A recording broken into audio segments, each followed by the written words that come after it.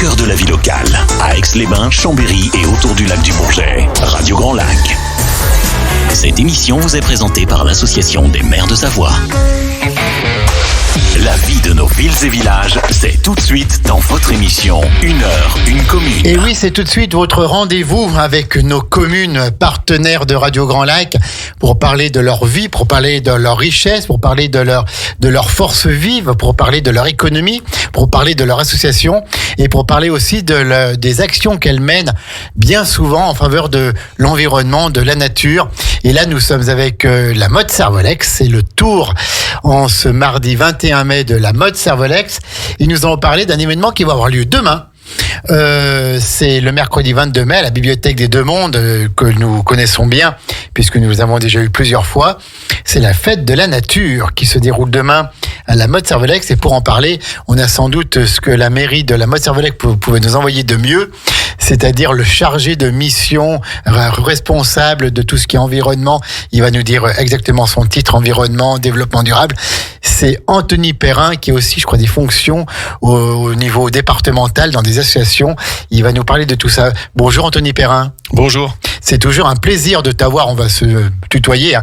C'est toujours un plaisir de t'avoir parce qu'on parle vraiment à un passionné de nature, d'environnement, mais en même temps qui a les pieds sur terre, qui défend la nature et l'environnement et le développement durable de manière concrète, de la bonne façon, si je puis dire. Et donc, tu travailles à la mairie de la Mode Servolex. Quel est ton titre exact ? Alors, je suis responsable environnement, développement durable, chargé de mission environnement, développement durable, qui est un poste ouvert par la commune en 2008. J'ai pris ce poste en arrivant sur la commune, on était embauché à la commune en 2008, auprès de la liste de Luc Berthoud. Et effectivement, moi, j'ai une vocation, j'ai une passion pour la nature et l'environnement. J'ai fait toutes mes études dans ce domaine-là. Oui. Et j'ai eu la chance de rencontrer une équipe municipale ouverte et volontariste dans ce domaine-là, qui permet de faire de très très belles actions à l'échelle du territoire de la Mode Servolex. Alors justement, tu disais que tu avais fait toutes tes études dans ce domaine-là, peut-être pour te connaître un petit peu mieux. On t'a eu plusieurs fois pour la Mode Servolex et puis également pour la Ligue contre le cancer, puisque tu mènes aussi des actions et je crois qu'on doit se voir bientôt avec Céline Chauffard. Parle-nous un petit peu des études que tu as fait en matière d'environnement. Tu es de la mode, tu es du secteur ou non? Je me rappelle plus. Alors, je suis Beaujus à la base. Beaujus. J'ai grandi dans les Bauges à Puygros. À Puygros, d'accord, ok. J'ai fait toutes mes études, ma scolarité sur Barbie, la Ravoire, lycée Vaugelas, et j'ai fait après un cursus universitaire à l'université de Savoie. Doug, à l'époque, c'était encore le système Doug. Oui. Doug, licence maîtrise. Exactement. Donc, j'ai fait ma licence après à Grenoble, ainsi que ma maîtrise. Et puis, j'ai eu un temps d'arrêt dans mes études liées au passage au système Master 1, Master 2. Donc, j'ai fait 2 ans de stage et j'ai repris mes études en Master 2 également à Grenoble en 2005, que j'ai fini en 2005. Alors, est-ce que c'est l'environnement Puygrolin, Puygros, de Curienne, de Saint-Jean d'Arvey, de la Tuile qui t'a fait aimer les paysages, qui t'a fait aimer la nature, ou c'est venu comme ça chez toi ? Alors non, c'est vraiment le lieu où j'ai grandi, donc Puygros, en fait, terrain de jeu dans la nature, en pleine campagne, dans les arbres, dans les champs, et c'est vraiment ça qui m'a donné le goût à l'écologie.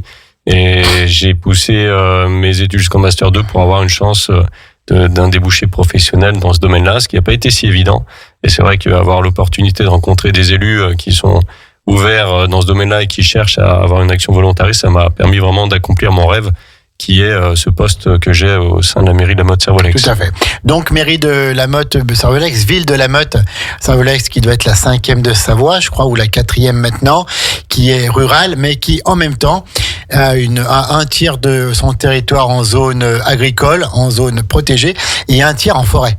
Alors, il y a à peu près les 3 tiers. C'est à peu près un équilibre entre agriculture, nature et urbain, puisqu'on a 3000 hectares.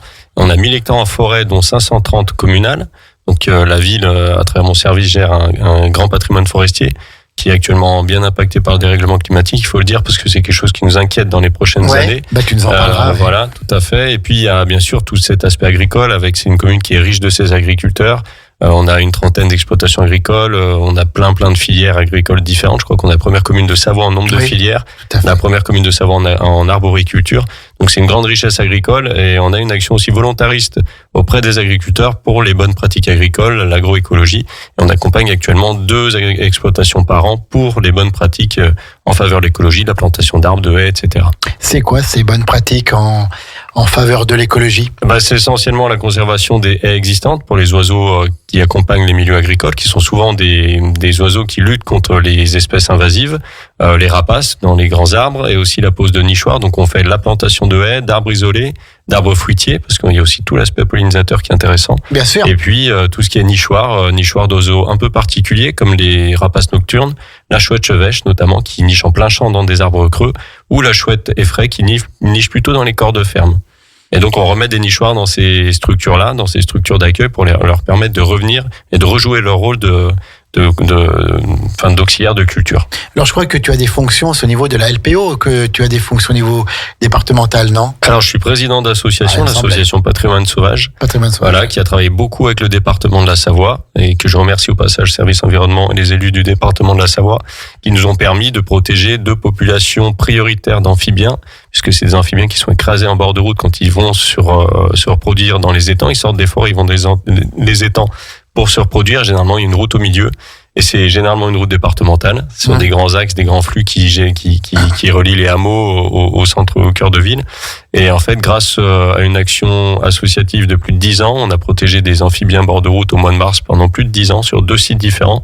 On a été reconnus par le département, et les populations ont été reconnues par le département, ce qui nous a permis, avec le département et avec l'action du département, de faire des passages sous route, des routes existantes, ce qu'on appelle des crapauducs, qui sont maintenant bien installés et qui permettent à ces amphibiens de plus se faire écraser sur les routes.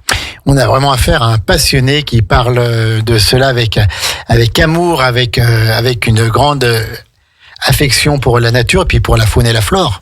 J'ai une grande passion pour la faune et la flore. Je pense que c'est d'une intelligence, d'une richesse qui est difficilement mesurable encore à l'heure actuelle. Même les passionnés de nature s'étonnent et s'émerveillent toujours des comportements animaux et de l'intelligence des populations animales.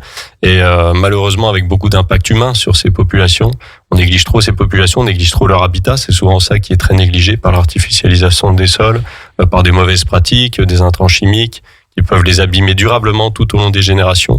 Et en fait, en observant ces animaux, on est toujours émerveillé. Et moi, c'est vraiment une passion que j'ai depuis tout petit et pour laquelle j'ai la chance de travailler à la Motte Servolex. Puisqu'à la Motte Servolex, on a cette particularité de travailler sur la préservation de la biodiversité, au-delà de ce qu'on peut faire en mobilité, en énergie. C'est vraiment une action forte de la commune, la préservation de la biodiversité. J'en prends pour preuve l'Atlas de la biodiversité communale qu'on a fait l'année dernière et qui va être prolongé d'un plan d'action. Est-ce que tu peux justement nous parler de cet atlas? Monsieur le maire, Luc Berthoud, était venu nous le présenter d'avant-première. Donc, c'est un condensé de toutes les mesures environnementales depuis plus de 10 ans, menées à la mode, peut-être 15 ans maintenant. Alors ça, c'est l'ABC du DDA-LMS. Effectivement, ça, c'est un recueil d'actions, mais ça se ressemble en même temps sur l'intitulé. C'est un condensé d'actions de 15 ans d'action politique en faveur du développement durable, la transition écologique. Donc c'est un recueil d'actions que monsieur le maire Luc Berthoud a souhaité rédiger parce qu'en fait, effectivement, on se rend compte qu'à côté de chez nous, on a des actions qui démarrent. Et que souvent, les chargés de mission qui sont mes homologues dans d'autres communes vont chercher dans le Nord, vont chercher à l'étranger, vont chercher ailleurs des choses qu'on a mis en place à la Motte Servolex. Et quand monsieur le maire avait une réunion à une époque au sein d'une collectivité, il s'était étonné que ses élus, enfin ses collègues élus, ne sachent pas ce qu'on faisait à la Motte Servolex. Et donc, il a décidé de mettre en place cet ABC, cet atlas. Enfin, alors c'est un abécédaire. Donc c'est une entrée thématique par lettre de toutes les actions qu'on a pu faire en agriculture, en biodiversité, etc. Et il en a fait un recueil assez documenté, bien illustré, qui permet vraiment à tout élu ou tout technicien de voir ce qui est possible de faire à l'échelle d'une collectivité, d'avoir un peu de la méthode. Et en fait, c'est vraiment quelque chose qu'on souhaite diffuser auprès des élus, techniciens, mais aussi du grand public. Parce qu'il faut aussi que les Mottrins sachent ce qu'on fait à la Motte Servolex. Bien sûr. Et je crois que cet abécédaire, on peut l'avoir encore en mairie, c'est gratuit. Alors, il est disponible sur le site internet de la ville, mais on a des versions papier en mairie sur demande. Bien sûr, tout habitant, tout élu peut nous faire une demande de ce beau document relié d'une 60aine de pages qui peut avoir pour lui en lecture. Pour donner des idées, puis pour voir un peu ce qui se fait dans la commune de la Motte-Servolex. Quels sont les projets en matière environnementale et développement durable à la Motte dans les prochaines semaines, les prochains mois, voire les prochaines années? Alors c'est une année qui est une année lourde en termes de projets 2024. Il y a bien sûr tout ce qu'on fait sur la rénovation des bâtiments. C'est le plus gros budget qui sera prévu en 2024-2025 pour la commune. C'est la rénovation de notre halle des sports Didier Parpillon et du Boulodrome. Donc c'est une rénovation thermique exemplaire qu'on souhaite exemplaire. Donc ça va être un gros projet qui va tenir les services techniques et notre partenaire SPLOSE sur les 15 prochains mois. Et puis à côté de ça, on a tout ce qui est projet où on réinvestit la nature dans le centre urbain. On a par exemple le projet de renaturation du Nambruyant en centre-ville, allée Roland-Lémé. C'est actuellement un cours d'eau qui est endigué entre deux murs et qu'on souhaite restaurer avec une berge végétalisée avec des saules pour recréer de la nature sur cette berge. Pareil de cours d'eau. Pour la biodiversité. Exactement. Aussi, les insectes et tout quoi. Insectes, oiseaux, tout ce qui est aussi petits insectes qui accompagnent ce qu'on appelle les insectes de ripisylve, tout ce qui est en bord de cours d'eau, et qui permettent aussi de décorseter ce cours d'eau et de lui redonner une dynamique même au niveau du liminaire du cours d'eau pour les poissons. Donc voilà, ça c'est un gros projet qui va nous amener sur des travaux en octobre, novembre, décembre de cette année. On a également un projet de renaturation du parking de l'église du bourg, donc le parking Clergeau et du petit parking qui est en dessus. On va replanter une noue paysagère avec des arbres, vraiment refaire un parking mais qui plutôt que laisse aller l'eau dans les réseaux, absorbe l'eau en direct et puis où il y a beaucoup plus d'ombre qu'avant et plus de biodiversité.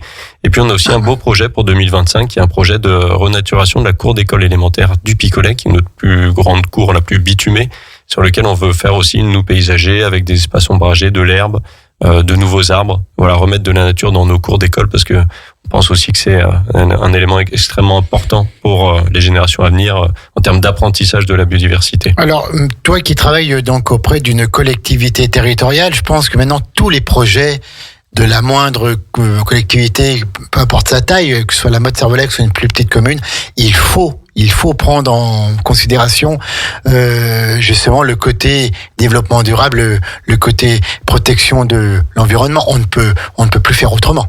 Alors il y a déjà la réglementation qui nous l'impose, puisqu'en fait, comme j'en parlais en introduction, la rénovation des bâtiments, on a une obligation qu'on appelle le décret tertiaire de rénover nos bâtiments pour 2030. Donc ça, c'est quelque chose qui est réglementaire, mais sur lesquels on peut aller plus loin en faisant le choix de matériaux biosourcés, en faisant des choses très qualitatives.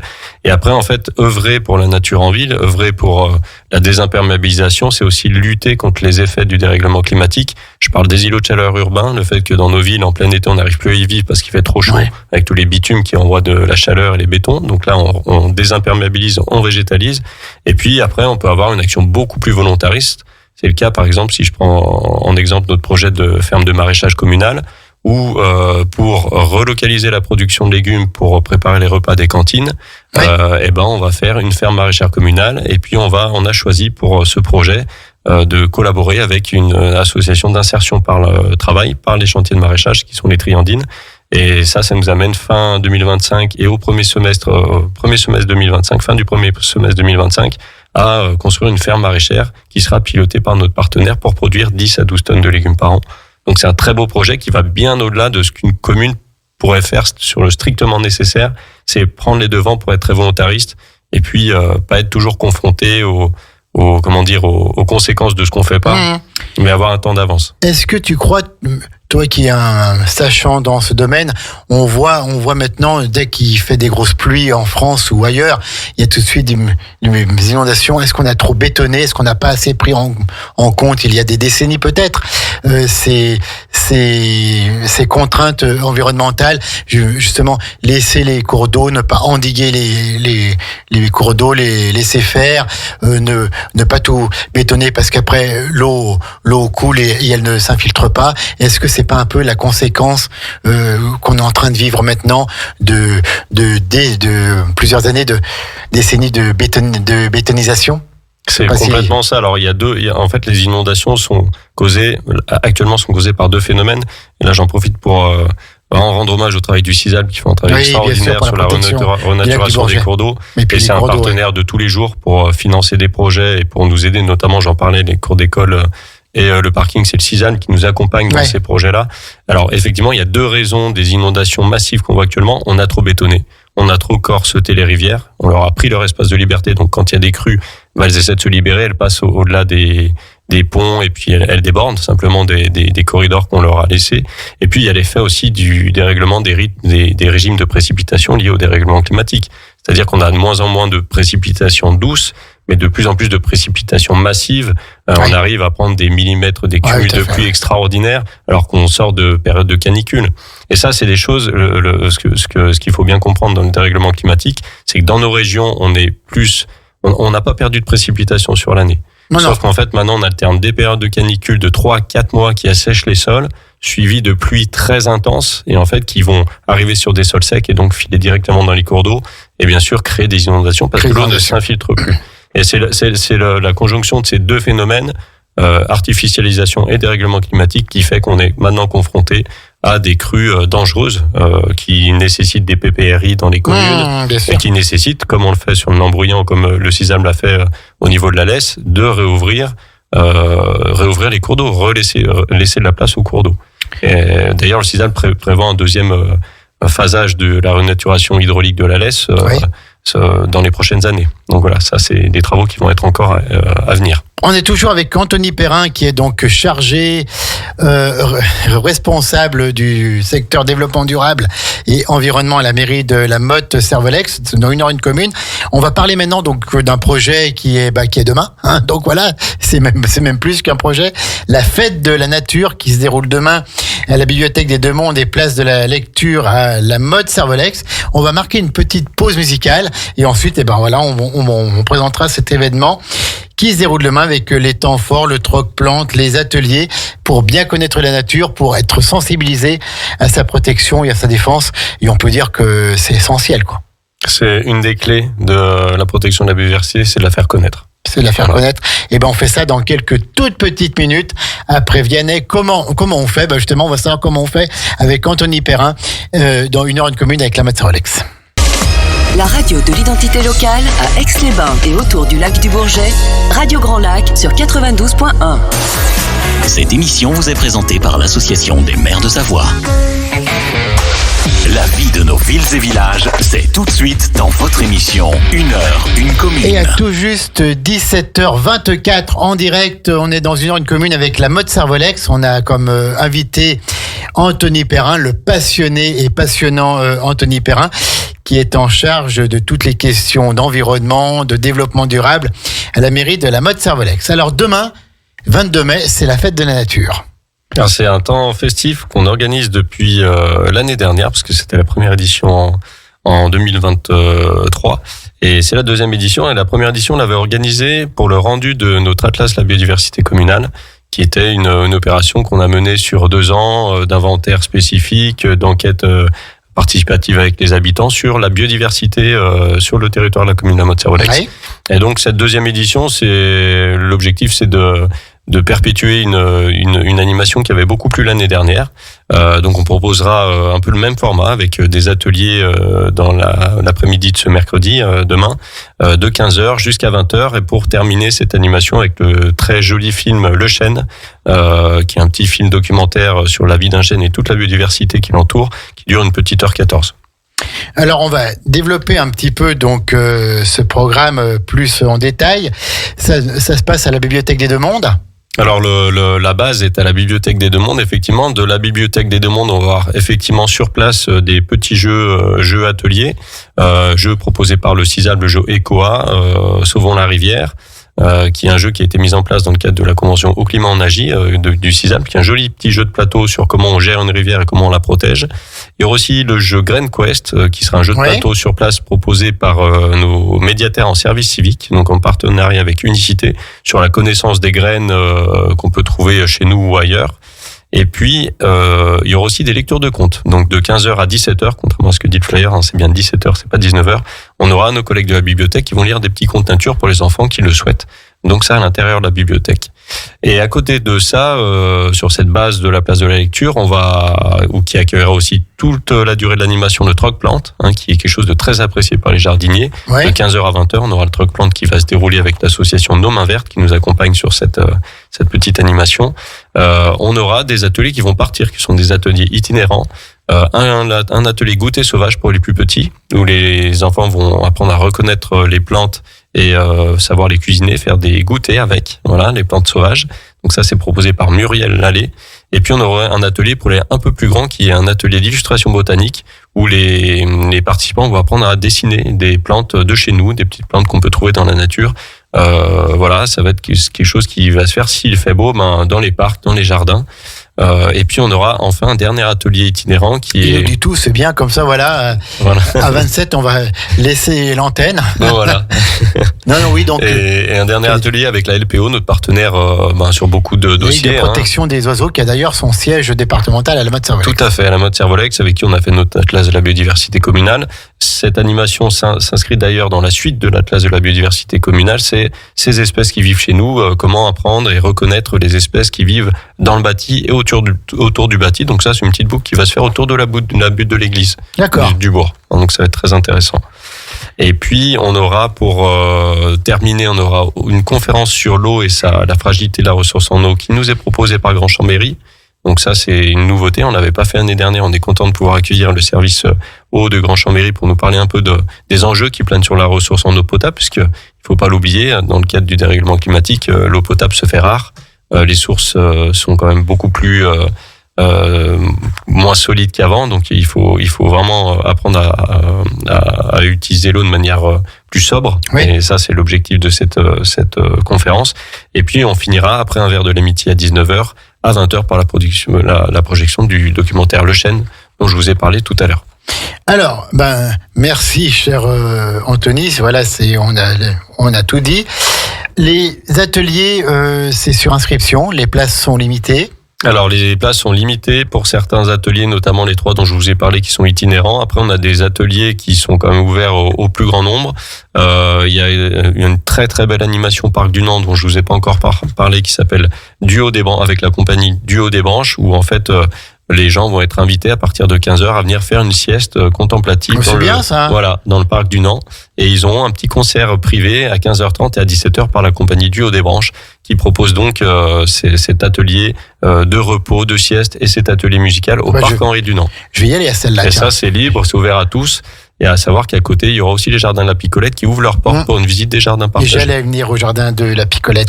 S'il s'advenait que demain il pleuve, ce qui est encore assez fréquent en ce moment, c'est maintenu ou pas? On fait tout sous la pluie, bien sûr. Ah ouais, tout à fait. Non, bien sûr. Alors la compagnie, ils sont dans le parc du Nant sous les arbres, donc sous la frondaison des arbres, ça sera bien sûr maintenu. Et puis après, on fera tout avec le parapluie. Alors a priori, on a regardé le temps. La sieste sous le parapluie, c'est sympa. Ça change. Oui, donc la météo pour demain, ça annonce beau, tu dis? C'est mitigé, mais ça va se maintenir comme aujourd'hui, de ce que j'ai vu. On débute fin de semaine dernière, on se disait ça va être compliqué parce qu'ils prévoyaient des orages. Là, ça évolue plutôt positivement.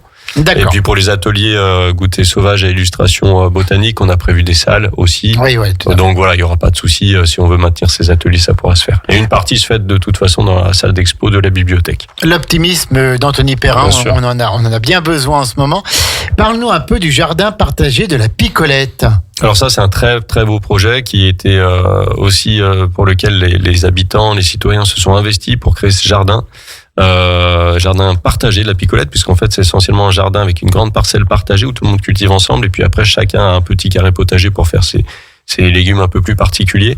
Et c'est un projet en fait qui est né de l'agenda 21 de la ville qu'on a fait en 2018, et en 2020, 2021, 2022, on a travaillé avec un groupe de citoyens locaux qui habitaient à côté, qui voulaient en fait pouvoir investir cette parcelle communale, qui était une parcelle vacante de la place Millon, parce qu'on venait de refaire cette place Millon, donc il y avait un grand parterre en pelouse. Et l'idée, c'était de se dire, on va pas refaire quelque chose de classique avec des assises, avec de l'herbe qu'on va venir tondre, où les chiens, pour le dire clairement, vont venir faire leurs besoins. Et en fait, on cherchait vraiment un projet un peu ambitieux de vivre ensemble et de potager urbain. Et donc, en mobilisant un peu les habitants tout autour de cet espace, la place Millon, vers l'école Picolet, on a trouvé un groupe de personnes qui ont monté une association, on les a accompagnés avec la SCOP des Épigées, anciennement Compost Action, pour les aider à faire leur assaut, à faire leur plan de culture et à démarrer ce jardin sous les meilleurs auspices. Et on peut dire que c'est une très belle réussite puisque ce jardin fonctionne très très bien. Donc, il va faire des petits, d'ailleurs. J'ai oublié de le préciser. Il va sûrement faire des petits cette année. Il va créer des émules. C'est ça, tout à fait. On a 2 jardins en projet. Quand je vois ces espèces qui vivent chez nous, donc c'est de 16h15 à 18h, c'est dès 6 ans. Donc tu nous as dit c'était un peu un petit tour autour de l'église, oui. autour du parc floral de l'église. Ces espèces qui vivent chez nous, tu peux nous dire quoi de plus là-dessus ? Alors c'est des espèces qui sont méconnues, alors qui sont soit méconnues parce que elles font un peu peur. Ça peut être des serpents, ça peut être des lézards, ça peut être des amphibiens qui vivent au pied des rochers, qui vivent au ras du sol, dans les fourrés. Ça peut être surtout, en fait, ce qui malheureusement disparaît de plus en plus, que les gens apprécient particulièrement, les hirondelles et martinets. Oui. En fait, on se rend compte qu'avec... On voit plus l'hirondelle, presque. On en voit moins qu'avant, parce qu'en fait, maintenant, elles sont plutôt éloignées sur les périphéries de centre-ville, où on a encore des corps de ferme, où elles peuvent encore faire leur nid, parce qu'en fait, les hirondelles ont besoin surtout l'hirondelle rustique a besoin de corps de ferme où elles peuvent faire leur nid à l'intérieur. Et en fait, ce qui se passe, c'est au fur et à mesure des rénovations thermiques, que ça soit du bâtiment en ville ou des bâtiments de corps de ferme réhabilités en logement, et en fait, on détruit ces nids, on empêche ces espèces qui faisaient leur nid dans ces bâtiments de revenir faire leur nid. Et c'est pour ça qu'on souhaitait attirer le regard sur ces espèces hirondelles et martinets. Ça concerne aussi les rapaces nocturnes comme la chouette effraie, qui a besoin des mêmes espaces pour nicher, qui elles disparaissent. Et en fait, quand on sait qu'il y a du martinet, de l'hirondelle ou de la chouette effraie, il faut faire attention à tous les travaux qu'on mène en rénovation, il faut les prendre en compte. Parce que petit à petit, c'est des espèces qui disparaissent. Je crois qu'on a estimé à plus de 60% la chute des populations de martinets et d'hirondelles en Savoie sur l'ensemble du territoire. Donc c'est quelque chose d'assez critique et d'assez urgent. On s'aperçoit aussi, tu vas nous dire, toi qui es connaisseur si c'est vrai, on voit de moins en moins de moineaux. Alors je pourrais pas trop parler des moineaux parce qu'en fait, alors il y a 2 espèces de moineaux. Il y a le moineau friquet, le moineau domestique. Je vous avais dit qu'il connaissait tout. Voilà, mais le moineau friquet, il est beaucoup plus sauvage entre guillemets. Alors c'est une espèce commensale quand même, c'est-à-dire c'est une espèce qui vit avec l'homme, qui vit entre guillemets aux dépens de l'homme, le moineau, puisqu'en fait il mangeait les grains de céréales qui tombaient dans les fermes. Bien sûr. Il y a le moineau domestique qui se plaît bien en ville, c'est-à-dire que sur toutes les terrasses, les barres de terrasse, on voit ce moineau domestique qui est bien présent. Oui. Par contre, effectivement, le moineau friquet qui était plus dépendant de la vie rurale des hommes tend à disparaître parce qu'en fait il a moins de ressources alimentaires et surtout il arrive moins à nicher. D'accord, donc donc peut-être qu'il y en a moins, mais c'est pas catastrophique quoi. Le moineau friquet, c'est plutôt une espèce qui est menacée depuis pendant plusieurs années. Au même titre que l'hirondelle, que le martinet noir, c'est-à-dire ces espèces qui vivent entre guillemets aux dépens de l'homme, qui ont besoin de l'homme pour nicher, pour se nourrir. Et en fait qu'on néglige et du coup qui disparaissent. Le moineau domestique est quand même beaucoup plus urbain, on en voit beaucoup en ville. Je pense pas que c'est une espèce commune, hein. Pour moi c'est pas une espèce menacée. Il y en a pas de plus en plus de merles. Le merle il profite des jardins. C'est surtout un animal qui profite des jardins. On le voit même assez haut en forêt. On arrive à le trouver assez en forêt.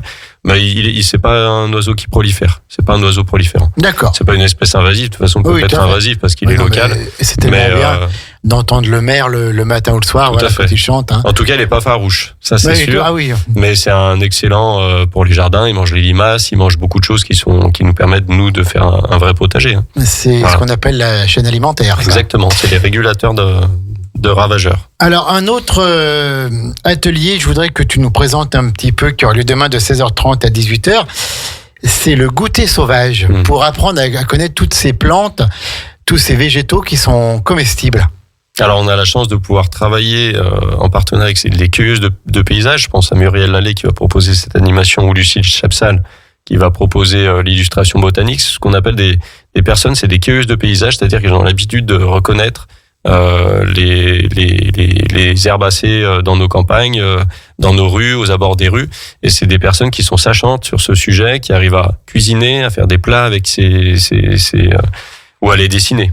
Voilà. Donc en fait, c'est comment on remet un peu ces espèces sauvages d'herbacées qu'on a trop tendance à tondre ou à éliminer en disant que c'est des mauvaises herbes, et qui ont un vrai intérêt culinaire. On l'avait montré dans le cadre de notre programme Biodiversité étoilée, Gourmet par nature, qu'on avait fait en 2022. Mais c'est des herbes, elles ont un vrai intérêt culinaire, ou en tout cas paysager, floristique. Voilà. Et pour les pollinisateurs, j'en parle pas. C'est sûr que c'est très très important. Quelques exemples de plantes que l'on pourra voir demain et qui sont comestibles. Il y a l'ortie qui est la plus connue. Il y a le houblon sauvage aussi, qui est une liane rampante qui monte dans les buissons, qui est très utilisée en Italie d'ailleurs. Qu'est-ce qu'on peut avoir d'autre? Il y a la mélisse, toutes les herbes aromatiques. Mais alors que sur ce sujet-là, je suis pas du tout sachant. Moi, je vous dis, venez demain à la fête de la nature et rencontrer ces deux personnes qui sont extraordinaires et qui connaissent vraiment des choses vraiment très importantes sur ces herbes sauvages-là. Et on va notamment déguster des biscuits aux plantes et on va voir comment fabriquer une boisson fleurie. Exactement. Donc c'est une sorte de cocktail à base d'herbes, de jus de plantes et de plantes mixées. Donc ça, c'est Muriel Lallet. En fait, elle le propose surtout aux enfants. C'est une animatrice surtout auprès des enfants. Et l'intérêt d'avoir fait ce choix entre Muriel Lallet et Lucie Chapsal, c'est que Muriel va être plus tournée vers les enfants sur ce qu'on peut voir dans les espaces, mais à la portée d'un enfant. Et Lucille plutôt sur l'illustration botanique, donc plutôt le public adolescent et adulte. Donc avec ces deux partenaires-là, on arrive à toucher deux types de publics bien différents.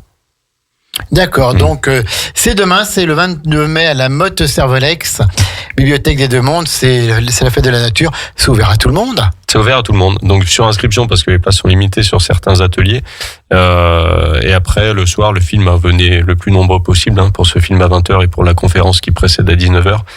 Il y aura de la place pour tout le monde, il n'y a pas de souci. Et puis il y a donc le fameux troc plante de 15h à 20h avec l'association Nos Mains Vertes. Et donc qu'est-ce qu'on va trouver comme plantes?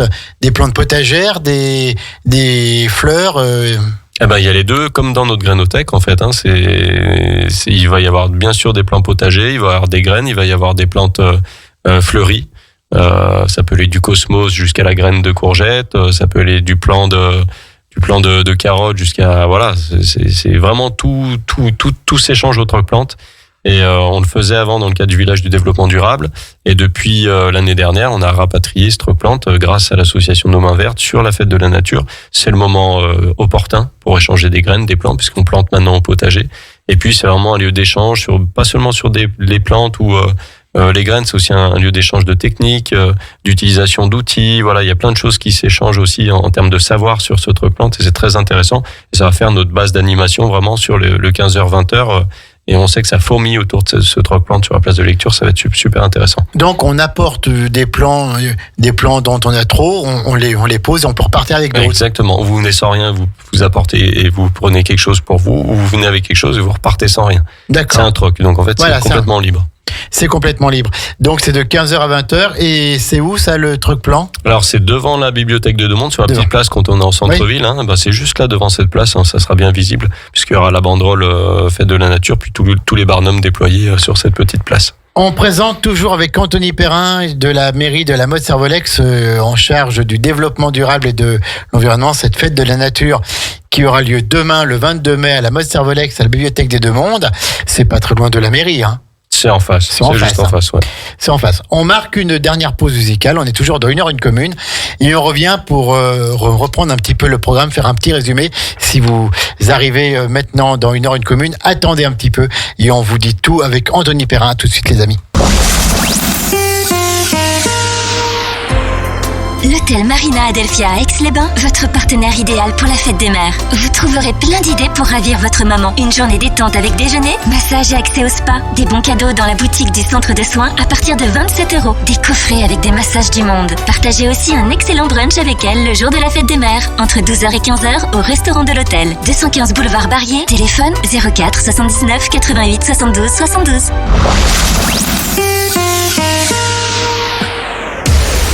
Radio Grand Lac, votre fenêtre sur la vie locale. 92.1 FM. La vie de nos villes et villages, c'est tout de suite dans votre émission 1h1 commune. Et c'est déjà la dernière partie de 1h1 commune pour aujourd'hui avec la Motte-Servolex pour parler environnement, développement durable et nature. Et pour vous présenter notamment la fête de la nature qui aura lieu demain. Je suis toujours avec Anthony Perrin. Je vous rappelle que à 19h30 ce soir, c'est la 16e, cette excellentissime émission sur le cinéma que vous êtes de plus en plus nombreux à adorer, vous avez bien raison, avec Kevin, Guillaume et Vincent, notre trio de cinéphiles passionnés et connaisseurs. Tout à l'heure, 19h30, 20h30, ils vous disent tout, comme chaque semaine, chaque mardi soir, sur les sorties ciné, sur tout ce que vous voulez savoir sur le cinéma.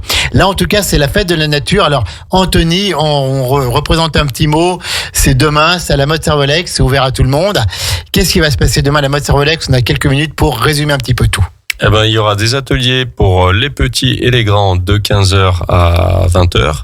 De 15h à 19h plutôt, parce qu'à 19h on aura à 18h15 on aura de 15h à 18h, excusez-moi, 18h15 alors, on aura une conférence sur l'eau. De quelle heure et quelle heure qu'on donc c'est 15h à 18h15. Voilà.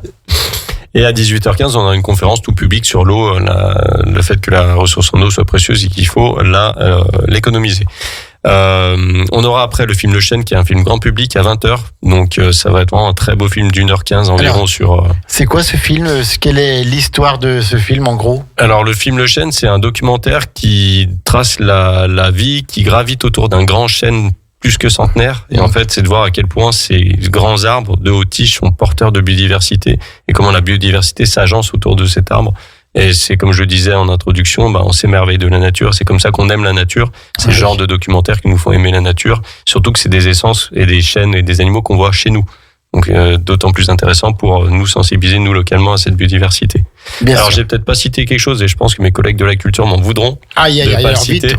Au-delà de cette demi-journée de demain après-midi, mercredi 22, sur les ateliers et le film, il y aura quand même ce week-end, dimanche 26 mai à 17h, au Jardin du Nambrouillant, donc une exploitation agricole maraîchère de monsieur et madame Routin. Ils accueillent un spectacle qui s'appelle L'homme qui plantait des arbres. Donc c'est à 17h au Jardin du Nambrouillant, en plein centre-ville, dimanche 26 mai. Et c'est vraiment une pièce théâtrale sur la beauté de la nature. C'est le texte de Giono, ça. C'est exactement le texte de Giono, exactement. Donc ça va être aussi un joli temps artistique et théâtral sur la nature et sur les merveilles de la nature. Et j'invite tout le monde. Alors ça passera pas par le site Marmotte. Il faudra aller sur la billetterie de la mode Servolex pour réserver vos places, puisque ça c'est une animation qui est payante. Et donc, mais j'invite tout le monde à y aller parce que ça va être vraiment un temps artistique de très très grande qualité. Et donc ça c'est dimanche. Hein, c'est dimanche à 17h. C'est la seule animation qui se passe pas demain. C'est l'animation qui aura lieu dimanche. Revenons à demain. Alors vas-y, continue le programme chez Anthony Perrin. Alors, je retrace tous les petits ateliers. Non, mais oui, tout à fait, oui, mais bien sûr, les petits ateliers. Non. Parce qu'on a dit les temps forts, mais maintenant, oui, il faudra reparler un peu des ateliers. Sur les ateliers pour, à l'intérieur de la bibliothèque, donc il y aura le jeu Grain Quest et le jeu familial Ecoas, donc des jeux de société autour de l'eau et des graines. Il y aura 3 ateliers itinérants, visite, donc les espèces qui vivent chez nous autour de la butte de l'église, proposés par la LPO. Les illustrations botaniques, donc dans 3 parcs de la ville, proposées par Lucille Lallet. Donc il fera dessiner donc des plantes sur au fusain à ceux qui le souhaitent. Et puis goûter sauvage pour les plus petits à la butte Panlou, qui sera proposé par Muriel Lallet. Donc ça se déroule de 16h30 à 18h à peu près. Et puis donc tout le programme est bien détaillé sur le site internet de la ville. Et on aura après également en parallèle de ça, on aura la visite du jardin partagé de la Picolette. De la Picolette. Exactement. Donc ça c'est Place Millon de 15 à 16h et de 16h30 à 17h30. Il y a 2 temps de visite proposés par les jardiniers. Et puis il y aura surtout ce beau temps contemplatif de sieste musicale proposé par la compagnie du Haut des Branches qui se déroulera au parc Henri Dunant. Donc sur des hamacs, sur des transats, sous les arbres, ça va être vraiment sympa. On aura tout au long de cette journée de 15h à 20h le troc-plante, bien sûr. Donc avec nos partenaires de l'association Nos Mains Vertes. Et puis on aura le verre de l'amitié à 19h en présence des élus, en présence de tous les partenaires. Sûr. Et ça se terminera, donc ce mercredi se terminera par le film Le Chêne à 20h, donc dans la salle d'exposition de la bibliothèque. Alors c'est un programme qui est à la fois pour les adultes et pour les enfants aussi. Hein, les ateliers, c'est ouvert aux enfants. C'est tout public, c'est-à-dire que les enfants les plus jeunes, ça sera goûter sauvage de 6 à 10 ans, et puis après l'illustration botanique, c'est de 10 à... Voilà, on a essayé de faire des ateliers pour tout le monde, pour que chacun puisse y participer. Alors bien sûr, les enfants de 6 ans doivent être accompagnés par un papa ou une maman. On s'est dit qu'il faut un parent par fratrie, si c'est une fratrie. Un adulte, quoi. Un adulte, voilà. Parce que nos partenaires sont pas des accompagnatrices, elles sont là vraiment pour faire l'atelier Et on a besoin bien sûr des parents pour accompagner les enfants. Merci Anthony Perrin pour cette présentation de la journée fête de la nature qui aura lieu demain. Donc tu nous as annoncé le beau temps. Presque beau temps. Presque beau temps. Ça aura lieu. On peut peut-être redire un petit mot après cette présentation sur tes engagements associatifs au service de la nature aussi. Redis-nous un peu cette association que tu présides. Quelle est son action au niveau de notre département? Donc l'association Patrimoine Sauvage, elle œuvre pour la protection des amphibiens en bord de route, donc tout ce qui est crapaud commun, grenouille rousse, grenouille agile, tous les tritons alpestres, tritons palmés. En fait, elle œuvre tous les mois de février à fin mars pour sauvegarder ces animaux avant qu'ils se fassent écraser sur les routes. On met des filets, on les collecte, on les fait passer de l'autre côté de la route. Ça tous les matins. Tous les matins, vous faites ça? Tous les matins, sur 6 semaines, tous les matins, il y a quelqu'un qui ramasse ces amphibiens qui les font passer de l'autre côté de la route. Après un gros chantier d'installation des filets, parce qu'il faut installer les filets avant. Et donc l'idée, c'est vraiment de préserver cette population. L'amphibien vient, il se prend dans le filet. Exactement. Donc il ne traverse pas la route et vous venez prendre le filet et vous le délivrez de l'autre côté de la route. C'est presque ça. L'amphibien, il vient, il tape dans un filet, il longe le filet, il tombe dans des seaux qu'on met le long du filet, tous les 12 mètres. Et le matin, on récupère tous nos amphibiens dans les seaux, on les fait passer de l'autre côté. Au petit matin, faut pas attendre. Il y en a beaucoup?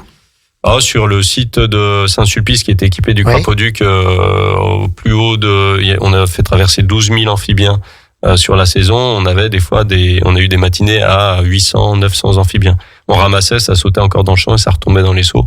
Donc ça durait 4 heures de ramassage pour les faire tous passer de l'autre côté.